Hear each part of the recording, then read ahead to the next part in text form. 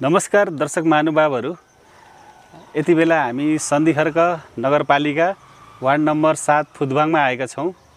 आज हामीसँग हुनुहुन्छ एउटा सफल कृषक ड्राइगनको विषयमा हामीले कुराकानी गर्न उहाँहरूसँग गइरहेका छौँ। दर्शक महानुभावहरू, मेघबहादुरजी यहाँलाई हार्दिक स्वागत छ अर्घाखाँची.com को विशेष कार्यक्रम स्थानीय माटो सम्भावनाका खेतीहरूको विषयमा।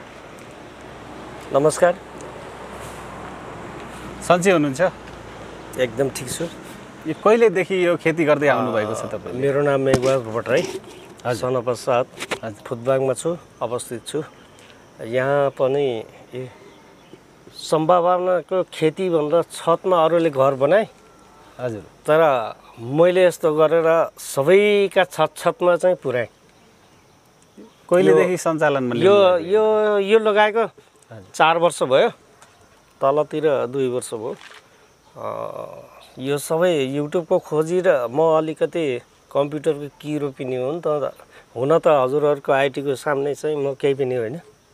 हजुर। तर सम्भावना धेरै नयाँ खोजीमा हुन्छु म।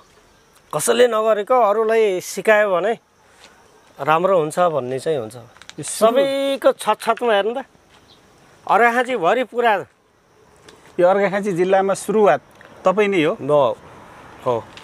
यो तपाईँले कहाँबाट पाउनुभयो यो प्रेरणा, जुन यो ड्रागन फ्रुटहरू लगाएर होइन अब यो सञ्चालनमा यसरी बजारमा ल्याउने भन्ने कुराहरू कहाँबाट सुरु गर्नुभयो? यसको प्रेरणा भन्ने हो नै, आमा बितेको बेलामा म कुनामा बस्दाखेरि युट्युबबाट खोजी गरेर म दाङ गएर काभ्रे गएर लिएर आएको बिरुवाहरू हो। अनि त्यस पछाडि सब अर्घाखाँचीकै सन्धिखर्कमा पनि हेर्नुहोस्, छतै छ। तपाईँको भालुखोलामा पनि छ। हजुर। म के चाहन्छु भने मैले मात्रै गरेर हुँदैन, अरूले पनि गर्नु पर्यो, खान पनि जान्नु पर्यो। यो सोच हो मेरो। तपाईँको चाहना सबैले गर्नु पर्यो होइन? सम्मानी पठाउनु पर्यो, व्यवसाय गर्नु पर्यो। मान्छेको सोचाइ कस्तो हुन्छ भने मैले मात्रै गरौँ, मैले मात्रै खाऊँ भन्ने होइन। सबैलाई बानी पर्यो भने त बिक्री त कहीँ समस्या छैन। एकदम मान्छेले जान्नु पर्यो।